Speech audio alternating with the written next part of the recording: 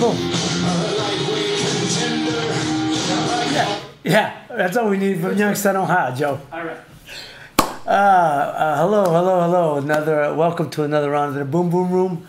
I'm your host, Ray Mancini.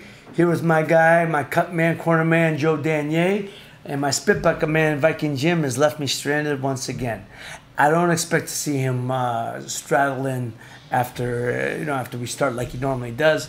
But Vik couldn't be here today. He had another something else he had to take care of, and we're gonna miss him. But we'll carry on without him. Today's show is it's gonna be a little different for me in the sense that I got a special guest I'm gonna get on the phone in a little while. Very good boxing writer, very good writer, period. But he's a dear friend, and I got to know him over the last several years, and a deep guy. Very interesting guy. Wrote a book called The Existentialist Guide to Existentialism. It's if anybody knows about existentialism, about opening the mind and being open, being in the moment, being present in everyday life, and his book is incredible, man. And like I said, he's truly a deep man. So I'm gonna get him on in a little bit, about 10-15 minutes or so. And then I'm gonna start off with just. Where we go, my man Joe. You can't get him, Joe. Got the phone. He's got the phone over here. I'm here myself. And then I'm gonna talk about a recap of this past weekend's fights, and talk a little bit about some other things that's been in the news. I'm gonna have a rant, and this rant you're gonna want to miss because I'm a little heated about this. I'm a little bit heated. I'm getting sick and tired of some of the stuff some people want to do, and I'm gonna talk about that. And then I'm going to give tribute to a very dear friend of mine who's very sick right now. So I hope you stick with me. It may go about an hour today. Shouldn't be much. It may go a little over, but not much. Anyhow, talking about this weekend's fights. I don't know how many guys saw the fights on this past Saturday night on ESPN. We had a lightweight title, the WBO lightweight title, where my good friend Raimundo Beltran defended his title. He's living in Phoenix, so right outside of Phoenix, Gila River, Arizona. He defended his title against Puerto Rican Jose Pedraza. Now this is interesting because Jose Pedraza was a fill-in. Ray was originally talking about fighting Vasily Lomachenko. When Lomachenko beat Linares, they're talking about him and Ray unifying the title. And then then Lomachenko, of course, hurt his shoulder in that Linares fight. He got surgery done on it, and he'll be out until December. So if Ray would have won this fight, he would have been fighting Lomachenko December 1. And the reason why I feel so bad for Ray is because he was a guy. It was his fourth title try for a title, and he finally won it, and deservingly so. But he should have won it probably his second attempt at a title, or maybe his first, when he fought the kid from I think it was Scotland. I can't think of the guy's name right now, but if anybody, I'll think of it in a minute. By the way, just so you know, we're kind of going freestyle today because we got a lot of because of electricity. There's been some power outs over the last couple of days because of the heat. We got a tremendous amount of heat over here, and so Joe, Joe's back. Can we get people text in? They'll text into that number. You can I got it right okay. now. Yep. So anybody know to text me when Ray Beltran fought? It was in Scotland. Everyone thought he won. I don't know. It wasn't Terry Flanagan. No, Terry Flanagan's the lighter. He's a featherweight, I believe. And everyone thought Ray Beltran certainly won the fight, but the fight was in Scotland, and he got the decision. And it was heartbreaking for Ray. And then he fought again, another try, and he got beat. And finally, his last try, he won the WBO title. His last outing a couple of months ago, so this was his first title defense. The reason I'm bringing this up because if he'd have won this fight, he'd have fought Lomachenko. Ray got paid roughly a couple $100,000 for this fight. He wins this fight. If Lomachenko don't get hurt, this was the fight he was going to have against Lomachenko. And Ray was going to make $1 million. He gets beat. He winds up fighting Pedraza, who was a fill-in for an opponent that probably would have been better style, because Pedraza is a bad style, and styles make fights. Come on in, don't worry about it. Come on. We got a guest here, ladies and gentlemen. You're going to go underneath, you're going to sneak underneath there. Joe's brother is in. So we got Danier 1, Danier 2. But how you doing, champ? How's it going? Good. So Ray, they say Pedraza was a more of a headache, more of a difficult style for Ray. If Ray, I forgot who was originally supposed to fight. Like I said, the original opponent fell out. Would have been a better opponent standing in front of Ray. Pedraza gives a lot of movement, and sometimes the movement gives Ray problems. Though he sparred for years against one of the greatest movers in Manny Pacquiao. I mean, when I say movers, Manny had great footwork. Still does, I should say. And so Ray trained many years with him as a sparring partner. So, but for me, and Ray got lost the decision, unanimous decision, and he got beat pretty good. I mean, I don't think there's any dispute. Now, he understood it. His corner understood it. He fought bravely, fought with all his heart. Ray was one of these guys, he never cheated the public. He's going to give you an honest day's work, always comes to fight, always in shape, going to give you everything he's got. Never a dull moment, Ray Beltran, when he fights. Like I said, it reminds me of a kid we have here in Youngstown, Jake Juricio. Jake Juricio is like a Ray Beltran. Going to come to fight you, fight hard, always in shape, going to fight you hard, fight you all day long, give you the best he's got, never going to cheat the audience, never cheat the fans. But for whatever reason, Jake just didn't have that punch to get over the top. Ray has a good punch. Ray's strong. But I gotta say this, and Ray's my friend, and I don't mean this in disrespect, so please bear me out. But also, I was surprised that the announcers. I mean, not Mark Kriegel, because Mark's he's not a boxing guy. He's a writer who knows boxing by being in the gym, being around fighters. He does a great job interviewing the fighters. He does a great job on ESPN and at Showtime when he interviews the fighters about specific things about their lives. He does a lot of more of a close up with the fighters. He does a great job with that. Joe Tessitore is just a blow guy. That's what he is.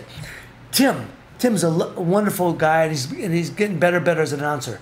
But the one thing I was surprised that Tim didn't say, and I thought Tim would catch this, because, and this is what I noticed. I could be wrong. I'm not so sure. Ray was a sparring partner for Manny Pacquiao for many years, and I was so happy when he won the title. He deserved it. Like I said, he had a lot of big fights, and it just sometimes fell short. But in this particular fight, Ray was fighting like a sparring partner, and I mean by this, Ray, most sparring partners will tell you, when you have a sparring partner, usually they're used to making the other guy come in, take the initiative, try to make him miss, and counter him. That's what sparring partners do. They try to make a guy miss, and they're going to be in front of you. They're going to make you throw punches. They're going to make you miss punches, catch punches, and then counter you. That's what most sparring partners do. It depends on the style.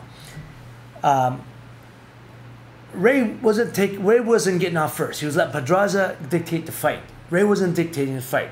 Ray didn't control center ring like he normally does a lot of fights. He's a big, strong guy, good puncher.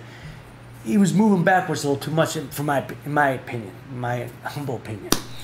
But here's the thing that got me, and his corner, amateurish, man. They were amateurish. Pepe Riley's a good trainer.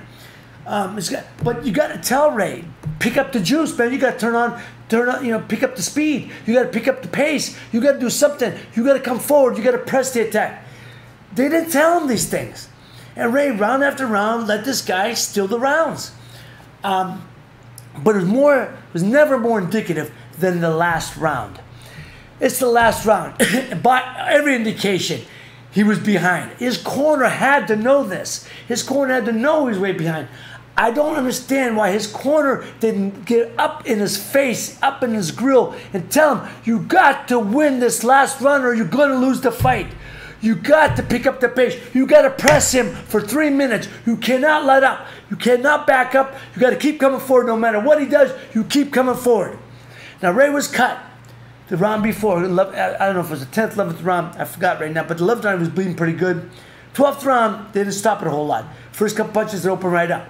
But it's the 12th round, it's the last round, and you probably, last round if you hold on to the title. By every indication, you're way behind. His corner had to know that. Everybody at ringside knew that. Why would his corner tell him to press the fight? Press, nobody said nothing like that.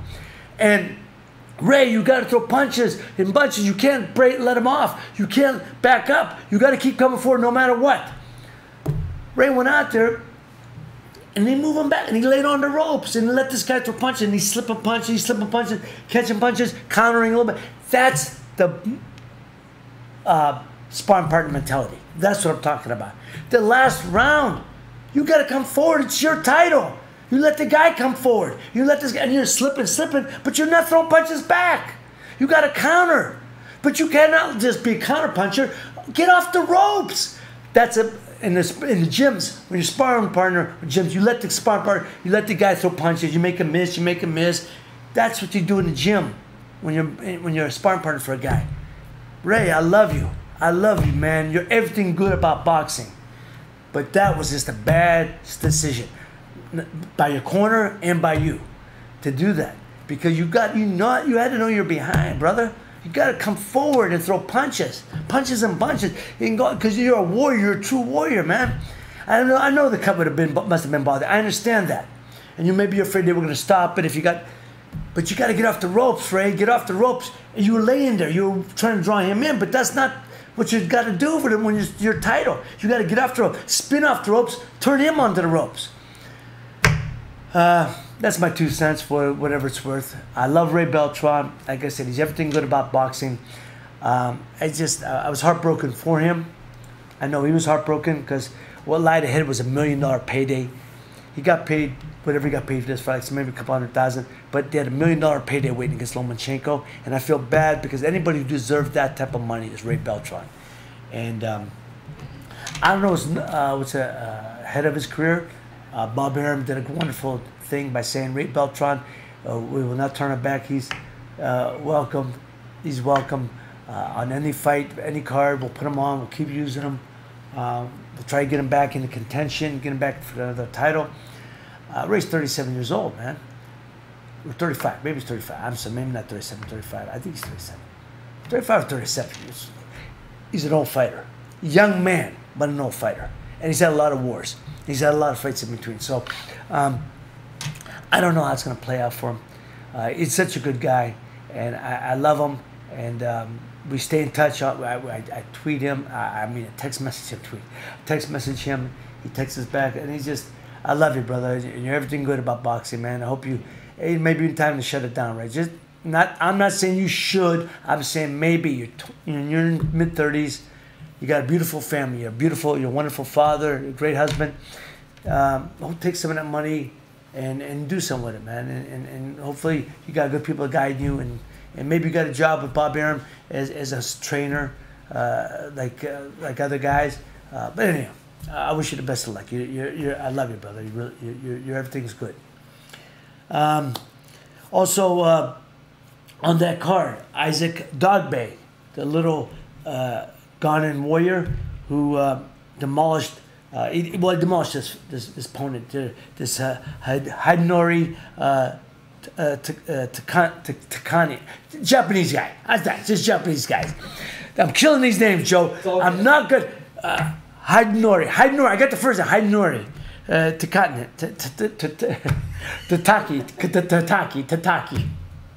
Oh man, he got knocked out in the first round.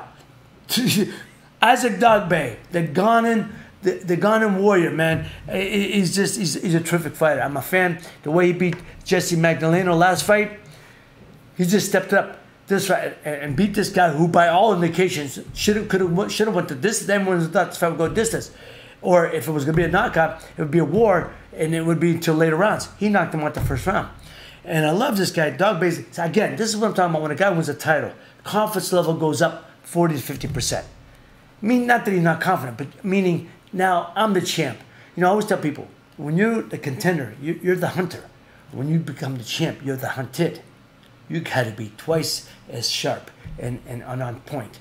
And he looked at, and so you know, I know you don't know a lot about fighting, but this guy was, you know, doing a lot of feinting, setting the guy up. You know, it's like a chess match. You set the guy up. He jumped in with a short left hook right there and dropped the guy. It was beautiful. It was beautiful to watch that. As a guy who had, I'm talking to the wall. Joe's looking at him like, I'm looking at blank faces here. Okay. When you have the, you know, you jump in with that left hook and catch the guy, man, it's beautiful. And he did it beautifully. And Hadnori, the Jap guy, went down. Japanese guy, I don't mean disrespect it. Come on, man, the Jap guy, it's the same thing. Come on, man. Same thing. We have no disrespect to anybody. I love, if we're gonna insult, we're gonna insult everybody. So if that's what I do, I insult everybody, I guess, because I don't mean any disrespect by, but I said Jap guy, the Japanese fellow. How's that? The Japanese fellow. It's a Japanese fighter, Japanese warrior. All those good things. Okay, but anyhow, he got dropped the first round. He got up. Isaac Dogboe stayed after him. Boom, dropped him again. He dropped him 3 times, and dropped him 3 times in the first round, and the fight was stopped. It was just a beautiful, beautiful exhibition of precision and on-point punching. It's just, you know, power. Isaac Dogboe, and I love this kid, very humbly, he called out every other champion. He said, Lee, I'm a champion. All the other champions, let's come out, let's fight each other and find out who's the best. Beautiful. Love that. To be the best, you want to fight the best.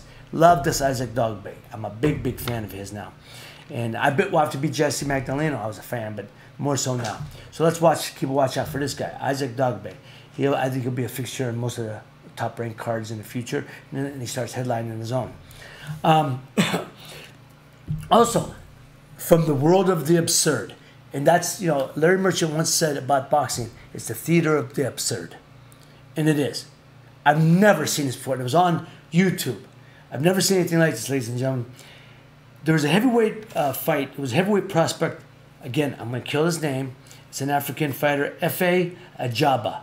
Efe Ajaba, who's 6-0 with 5 knockouts. They're fighting in Minneapolis, Minnesota. He's 24 years old, Nigerian Olympian, trained by Ronnie Shields. Ronnie's a good friend of mine. Ronnie's a wonderful trainer, great trainer out of Houston. He trains in Houston, Ronnie Shields. It was a scheduled 6-rounder. He's on the way up against a guy named Curtis Harper of Jacksonville, Florida. The guy took his shirt off. He looked like body beautiful. The other guy took his shirt off, you know, before the fight, you know, making introductions. He looked like, you know, Fat Albert's brother. It's just, you know, but a lot of heavyweights, Joe, are body beautiful. A lot of guys, like Larry Holmes, was built like a pear. And no disrespect, Larry will tell you that. He never was looked like, his stomach was never shredded, ripped. One of the greatest fighters of all time, right? One of the greatest heavyweights of all time. So that doesn't give it, but this guy, you know, there's a lot of fighters out there now. Jarrell Big Baby Miller, another guy, isn't built body beautiful, but punches and fights pretty good. Goes 10, 12 hard rounds. So I don't mean that, but this guy was thick around the waist, and he looked like fighting against a Nigerian god. So they come, they're making the introductions. Guy takes off his shirt. They make the introductions. They come to center ring. They get the referee's instructions. They go back to the corner. They're ready for the bell to ring. The guy jumps out of the ring and walks out. I've never ever seen that before. Oh, did you see it? It was on YouTube. I've never seen that. The guy Curtis Harper of Jacksonville, Florida, and here's what his excuse for leaving. Besides that, he shit himself. Are we gonna get these? We're gonna eat, no doubt. All right, the guy took it. All right, you know, the guy got instant diarrhea. But here's the reason he said he left. When he caught up to him, he said he left. He said he left because he said, I want respect, and he wasn't getting paid enough. Now, to me, If you ain't getting paid enough, wouldn't you figured it out before you drove to the arena? Before you got into the locker room, took off all your clothes, got into the ring, got introduced, got in the center ring, right? When you think you'd have figured that one out, and you want respect. You want respect, so you leave to walk out. This is the mentality of some stupid. Hey, jerk off. You got no respect from anybody. Any respect or any self-respect that you had, you should lose it because you're a dog. You're a dog. If any self-respect you have, you should lose it. But you got no respect. Now, in fact, you'll never have it. That's what people don't understand. When you do something like that in life, sometimes you do things like, we never, it's like people do things in life and they say, oh, I wasn't thinking. I was at the moment, I wasn't thinking. Yeah. And that stays with you for the rest of your life. It costs you. You'll never get another shot being any other card.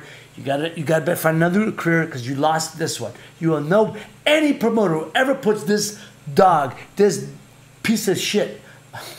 Might as well. We're already there. We're already there. Explicit. All right. It's not this guy should never get a promoter's license again. This guy is a disgrace to anything but everything that's good about boxing, anything to do with boxing and every type of fighter.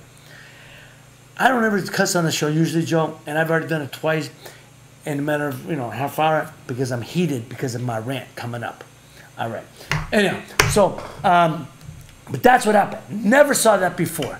Never saw that. Joe, you look. Is there something you want to say to me? I'm watching that what you were just talking about. Okay. You want me to play it up there? No. Well, you can put it behind me. Well, put it behind me. Yeah. People want to see it behind me. You'll see it. What I'm talking about. If you didn't know what I'm talking about, it's the craziest thing I ever saw.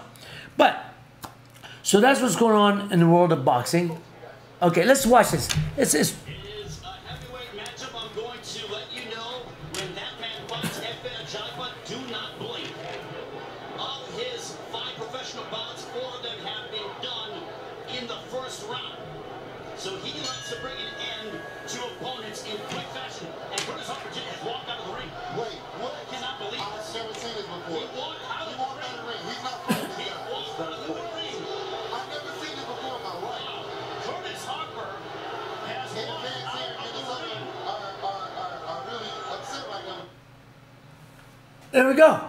I've never seen anything like that before, and I don't know if I'll ever see anything like that again, because that's the craziest thing I ever saw in boxing.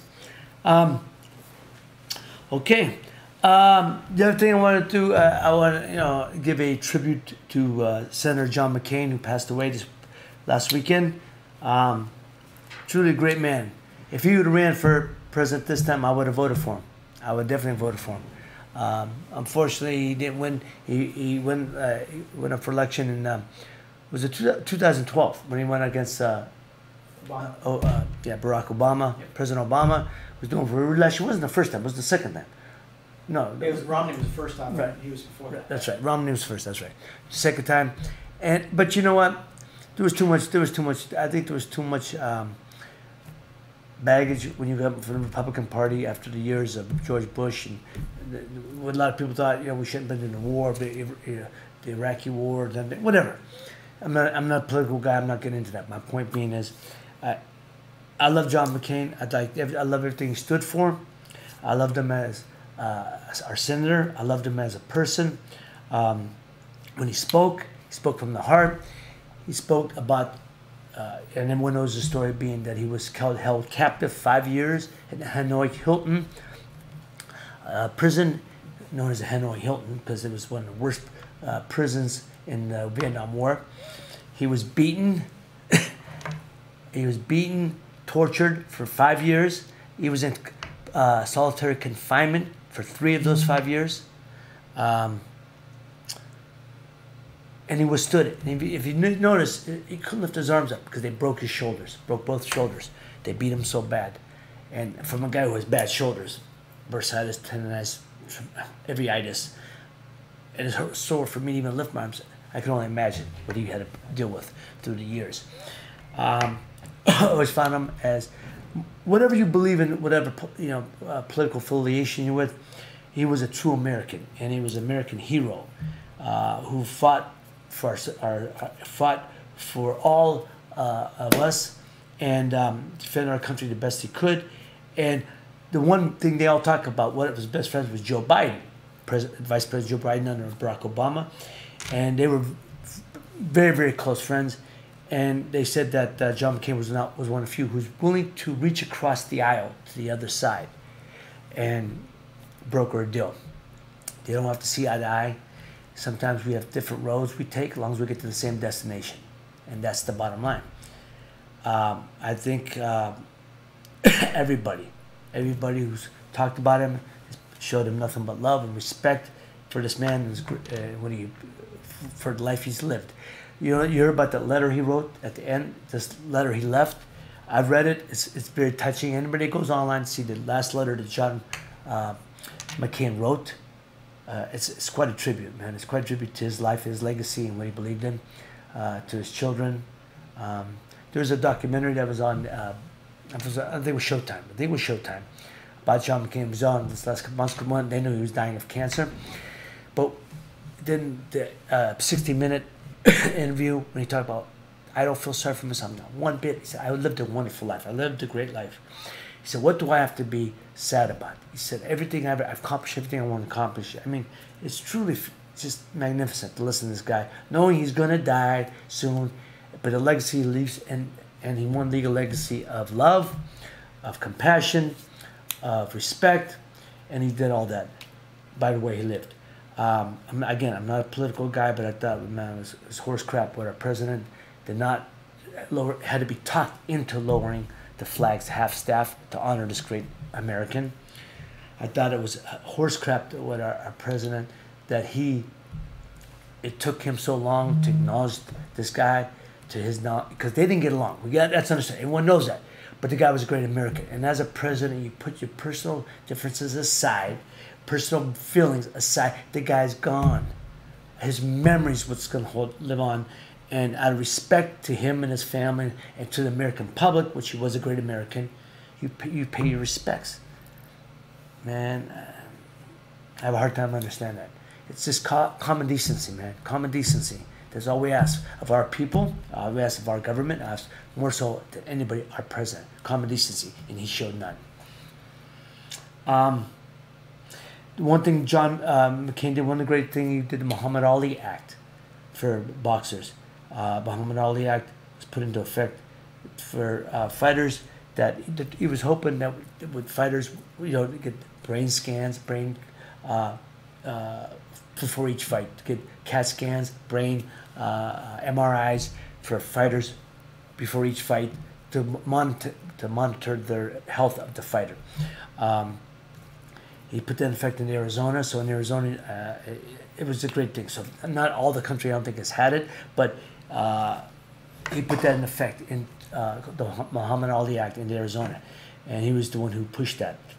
One of the best guest speakers who was asked that will be a guest speaker at his funeral will be Larry Fitzgerald, the great wide receiver for the Arizona Cardinals. He'll speak along with Luis Gonzalez, who was a player on the Arizona Diamondbacks World Series team, played with them for many years.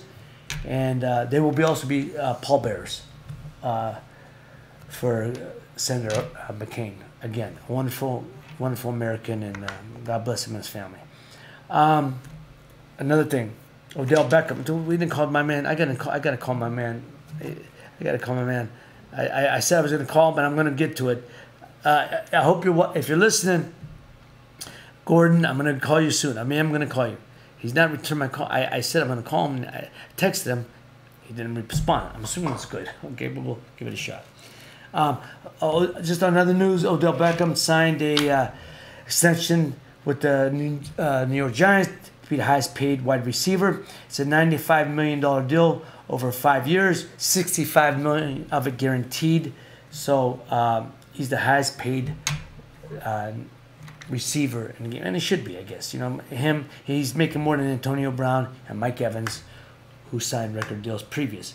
So Odell Beckham, but what he didn't hold out. He was at practice. He went to training camp and showed his worth, despite the fact that he could get hurt, twisted. Because if he'd have got hurt, the deal was off.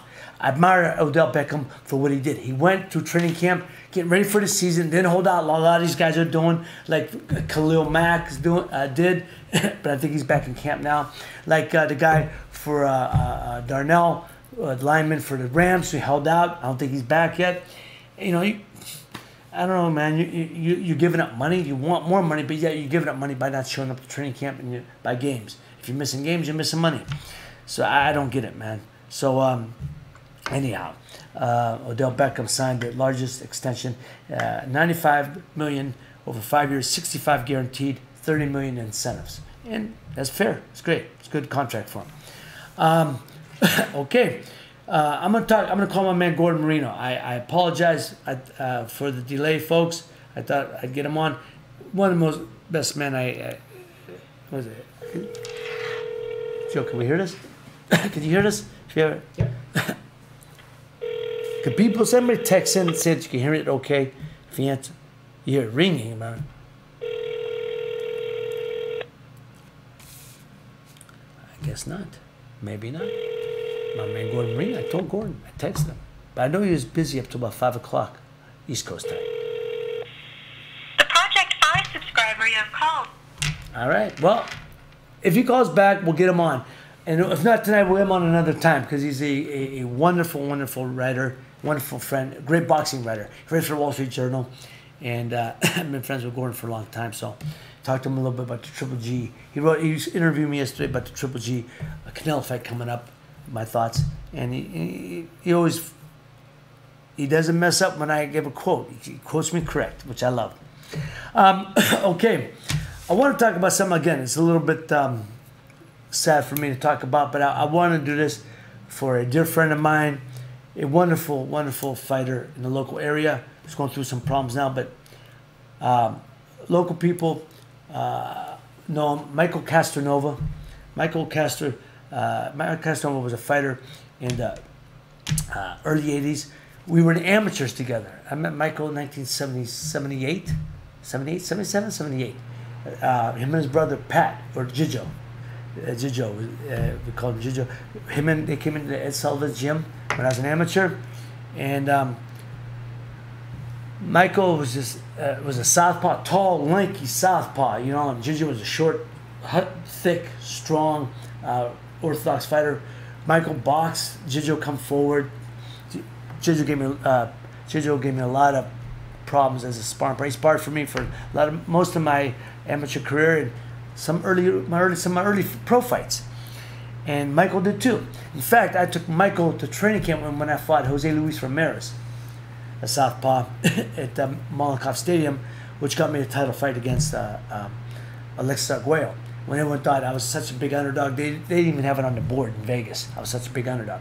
And he was the number 3 contender, and I was the number 6 contender. And everyone thought he had fought Alexis Arguello previous in a non-title fight, dropped Alexis twice, lost a split decision down in Miami, which means he won clearly. And so this is the fight. He was supposed to have a rematch with Alexis, but me and him fought, and instead I beat him. I shut him out in 12 rounds. But Michael had a lot to do with that because of the sparring he gave me for that fight. Michael was rushed to the hospital over the weekend, and I believe Sunday, and they found out the family's keeping us abreast that he's having liver problems, so he's gonna have to give a liver transplant. So people who were wondering, because it was all over social media, people who know him, he's a wonderful guy, and people who know him locally in Youngstown. He every Saturday, forever. I mean, every weekend, every Saturday night, he's doing sketches. He's a wonderful, wonderful artist. That's his gift. His gift is art. He can draw. I mean, he's done paintings for me, drawings for me.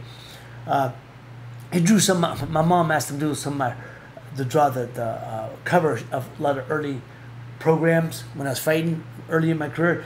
So he'd do the program book. He'd do the cover. Special talent, not good, special. And he was doing caricatures at the Inner Circle Pizza in Poland every Saturday, and he loves doing it. And anybody who meets Michael, he's such a gregarious guy. He's such a loving guy, happy-go-lucky guy. You can't help fall in love with a guy like Michael. The best personality.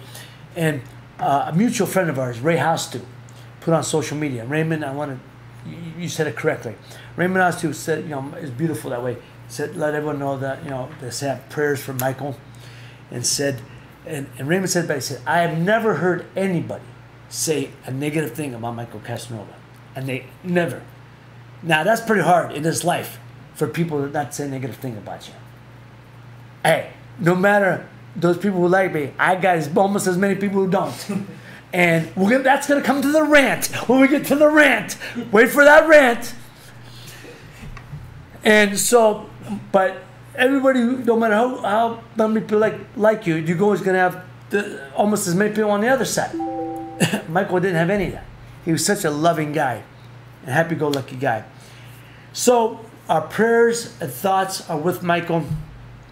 It looks like he's going to need a liver transplant.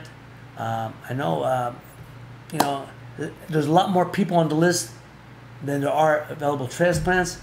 And I think there's other alternative methods now. So anybody local here, prayers and thoughts for Michael.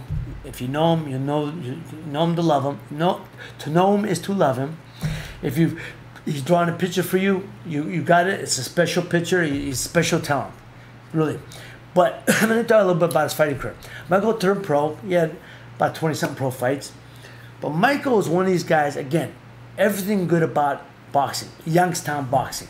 Youngstown fighters are going to fight you all day long, give you everything they got, never going to cheat the fan, big hearts, lot of heart, lot of guts, sometimes more heart than brains, me included, me first and foremost.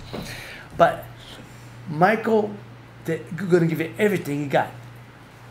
But like things in life, he wasn't blessed with the biggest punch. It reminds me, Michael was Jake Turicio before Jake Turicio. Jake Turicio, again, I mentioned him earlier. Everything good about Youngstown boxing. Fight you all day long. Never going to cheat the public. Promoters love having him because he's going to give you the best he got. He's always going to make good for a good fight. He just didn't have the big enough punch to get over the hump. Because in the pro game is the hurting game. You can't be able to hurt people. If you can't hurt people, you're going to have a hard time. And Jake just didn't have the big punch. Michael was Jake before Jake. Didn't have that big punch. But Michael going to fight you, man. He's going to fight you all day long. He's going to bring anything you have, all the good stuff out of you, and he's going to bring all the bad stuff out of you too. So if you got a little dog in you, he's going to bring that out of you. He didn't get the big fights, the big money fights, but he sparred, in the amateurs, me, Michael, Michael Vitale, Dominic Joseph, Mark King, and of course Harry Arroyo we were all stable mates. Michael gave Harry and me both headaches in the gym, along with Pat. Jijo, his brother, Jijo, was just as tough. Give as hard as they caught. They're going to give you a headache all day long.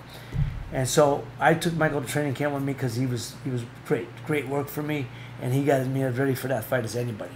So I'll love him and thank him forever. We just stay good friends, and the family, you can't get a more beautiful family than the Castor family, the Castronova family.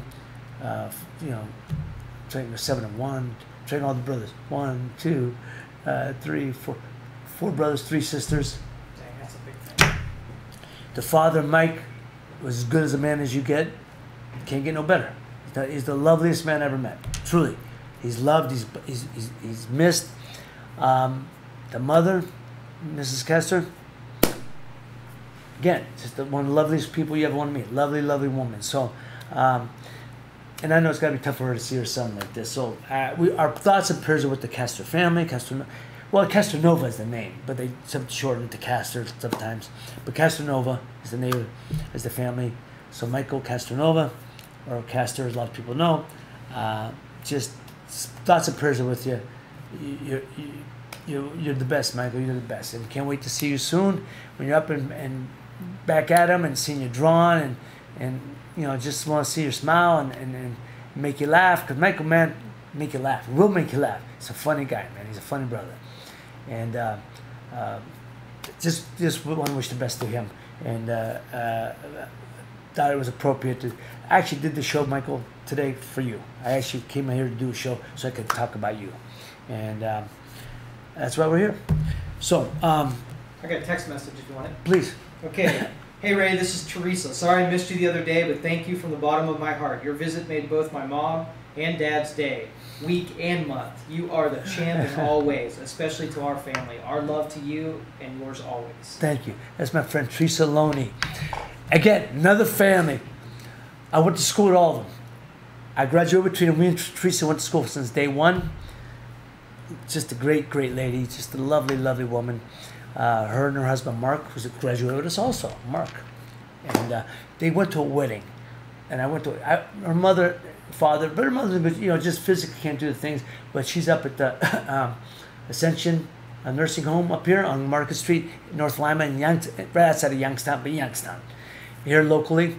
And I got asked to go visit her and her by her daughter, Teresa's sister. I said absolutely. I was going to be up that way anyway, so I went in and I went in. All the four brothers and sisters there. I mean, there's Michael, the oldest. He's a year older than me. Me and Teresa graduated together, and then and Tom and Tommy and Katie are the twins, a couple years younger, and then Marty's the baby. And Marty's 50 years old. He's the baby. You see how bad they had a lot of them there. Michael's 57, 58 now. So in a matter of 8 years, they had 5 chillins. 5 chillins. Beautiful family, and just lovely people. And Mr. and Mrs. can't beat them. And Mr. Lonely always wears my T-shirt. Got nothing but love for my man. Got nothing but love for him. And he was a basketball coach. When me and Michael, I was in 7th grade. Michael was in 8th. He was our one of our basketball coaches. Great teacher, just a great teacher. One of those guys teach you fundamentals, teaches you not only about sports but teaches you about life.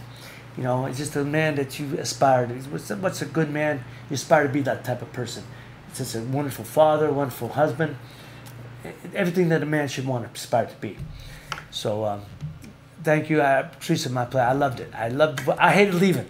But I was late for my other event. I had to go to another event, and I was late for that. I didn't even want to go. They're like I showed up at all.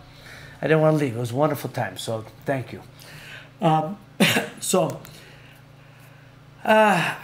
don't have a whole lot more to talk about. We talked about all the thing about going on in the sports world, But here's my rant. And do I need to sit down for this? You could, Joe. I'm not going to mention this woman's name because she don't want to get what she wants. Somebody put out. And the reason this frosts my nuts so much is people, people who use social media to think they're gonna put you on blast out there on social media, so they put it out there, making comments about you and you go, first I don't know who this woman is, but she's made comments about, but she's from Struthers. Struthers is another area from there. So anybody knows what Struthers knows this woman, this woman is, I would say, she's a pig. I'm going to call it right now. You're a pig, lady. And I'm going to tell you why. Pigs like to roll around in the mud.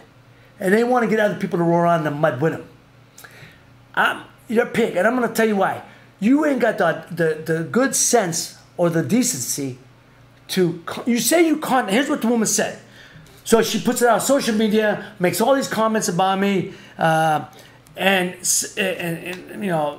just made all kind of negativity. But here's the best. She says her husband's uncle helped me before the Golden Gloves. There's only a few people in my life that other than my father that helped me before the Golden Gloves. So, and if it's any of these people, I've mentioned them every time when I did the book. I mentioned them in the book, and I did the book tour, and I mentioned every one of them, whoever helped me when I was in amateurs, before the Golden Gloves.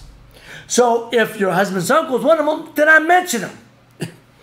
She says that the foundation was told when he was sick, but I never sent the card. Lady, you say you contact my foundation. I checked. Maria, who runs our foundation, is not a family member. Because you put us so if family members run the foundation. No, Maria is a good friend, not a family. I mean, she's a family by love, not by blood. So she runs it, yes, but she's the one who runs the foundation. And Maria is on top of everything and anything. And everyone will tell you, Maria doesn't let nothing get by. If you made a request of any kind, she got it to me. And you're saying that I never called. I call whatever, if it's sent, I made every call that's been asked of me through our foundation. You said I never sent the letter, sent the card when he died. Who is it? You keep saying, my husband's uncle. Mention the guy's name, jerk off. Mention his name. You make these stupid ass statements and comments about me and my family members, yet you don't mention the guy's name. So I can call you out and say, oh, you're right. You know what? My bad. Or you're full of shit. I never happened. I can't. You're a pig, lady, because you're a pig. Because you roll around. You try to put stuff out on social media, thinking that's going to put me on blast. No. Anybody knows anything about me knows who I am and what I am. You, on the other hand, are a pig. You don't know anything about me. You talk about, she says, he likes to use Youngstown. He lives in California. I've been back for 4 years, jerk off. 4 years I live here. Everybody knows I live here. And let me tell you something else. I'm the easiest guy in this town to get hold of. I've gotten people calling me from out of the country. You know how they get a hold of me? They call Youngstown City Hall. And they got to me. Because everybody knows they get a hold of me. You live a half mile from where I live, since you're in Struthers, and yet you don't know how to get a hold of me. You say you called the foundation. If you called the foundation, it would have gotten to me. And if we didn't respond to you, you call again.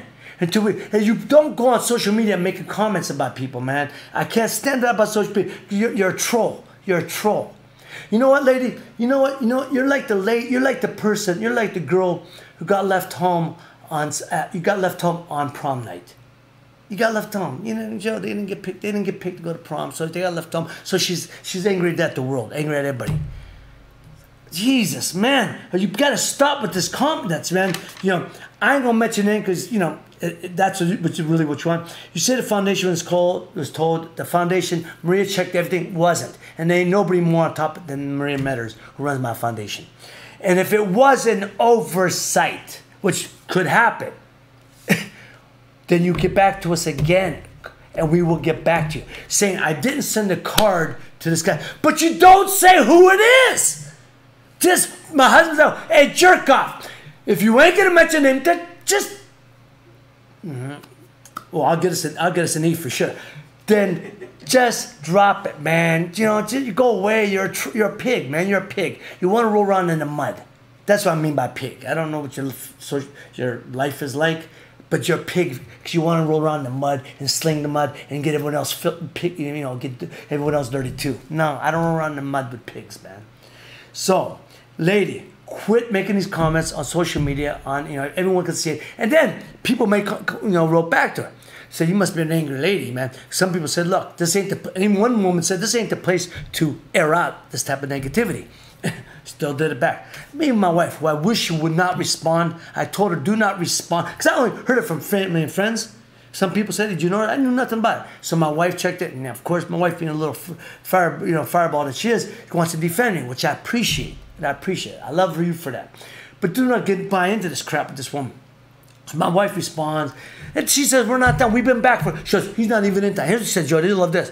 He uses Youngstown. He uses Youngstown. Use Youngstown. I am Youngstown.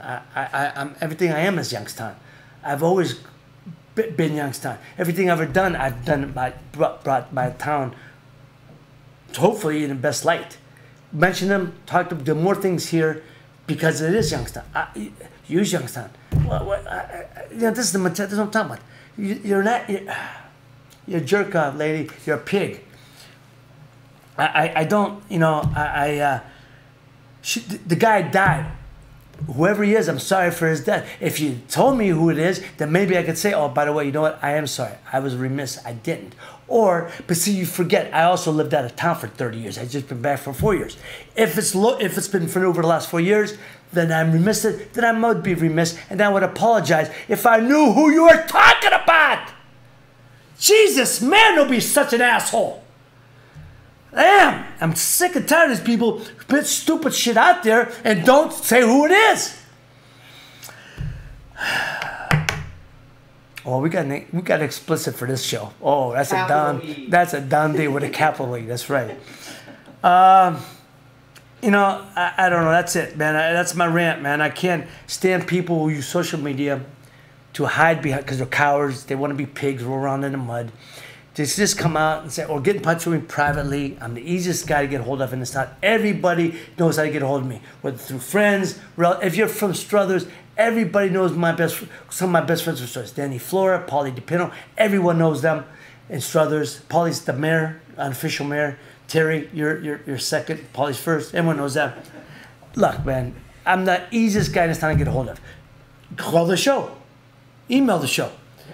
So I'm the people who want to come out. You want to, people told you on social media you shouldn't be air decide, but you shouldn't. You think you're gonna put me on blast? You think you're gonna make lady? I've been knocked by some of the best people in the world, some of the top writers, people much better than you. Have been made comments about me. It don't elephant skin, lady. When I've been on the public eye for a long time. When you got people making comments about you, and I said a lot. People much better than you have made comments about me. You take it with a grain of salt. That's part of the deal. Irving Rudd, who was like an adopted uncle to me, who was my PR guy when I was fighting, top rank, sent him to me. Irving, I told you, I've mentioned this before and I'm mentioning it again. He had some of the best lines, but two of my favorite. He said to me, son, he said, critics are like those who walk in after the battle's over and shoot the wounded. That's you, lady. You like to shoot the wounded. That's who you are. But is this the better? And he said, young man, you're like the monkey that climbed the flagpole. The higher you go, the more your ass is exposed. So, lady, you could have done it the right way. You chose to do it the other way and make comments. And I'll shred you on the show. I will shred you. I'll rip you up. I'll cut you up like an onion if you want to make comments about me again. And then I will use your name. And then I'll use your address. Because I'll use it all. No, I will. You want to make comments. I ain't the guy. I ain't the one you want to be in a head. You don't want me to be a headache for you. You really don't. Just drop it. Go away. Slink away. Don't cause him more problems, lady, because I've had it, man. Oh God, I'm exhausted. Scott, if you watch it from my friends from Birmingham, is this the British way? Is this the British? I don't know, because man, I usually pretty calm under duress. But man, you can't. When people make comments, keep making comments. It ain't one or two. It's like constant. I mean, and no clue. She made comments. He lives in California, and he tried to use a lady. I've been back for 4 years, and she's talking like I was no clue about what's going on in my life. No clue about anything. Go back under your rock. Go to sleep. And when you wake up in the morning, it'll be a better day. All right, that's my rant. Oh my God, I'm sweating over here. Ladies and gentlemen, I thank you for listening today. I appreciate you bearing with me because it wasn't all fun and games today. It wasn't all pleasant today. But anyhow, I appreciate you listening. I'm sorry I missed my call with Gordon Marino, my friend Gordon Marino. That's what I was supposed to call. My good friend Gordon Marino, wonderful writer. We will have him on hopefully next show. Not the next show, the one next week. Probably next week. Because we're on location, I think, on Thursday, aren't we? At the Susie's Dogs. We'll be on location at Susie's Dogs and Drafts. A wonderful spot here in downtown Youngstown. Gourmet hot dogs. And somebody... There's a raffle. To win a dinner, to have a gourmet dogs with me. Did you know they can make gourmet dogs? I know there are gourmet hot dogs. I do know that, actually, I do. But... Do you know who you're meeting with yet? No, I don't know. But I'm having dinner with somebody on Thursday who won a raffle to have food. But Susie's a great joint. Don't get me wrong. Great joint. Great. If you like hot dogs, you'll love this joint. Great hot dogs, great atmosphere, great people running. It's just a great vibe, good music. A great joint, really. But and it's simple food, and people love hot dogs. And I do occasionally, have a hot dog or two. I like to jump in on one because I usually try to watch my girlish figure. But when you have good hot dogs around like Susie's Dogs, I can't. So Thursday will be at Susie's Dogs. Check it in. It's on 5 o'clock on Thursday. Will be also my foundation will be giving a check to organization that we've raised money for, and with the help of Susie's Dogs, thus while we're having the show from there, and we'll have hopefully it'll be a much better, much lighter show, much lighter show. We'll have guests. I'll have more, we'll have more fun. We did have a little bit of fun today till the end.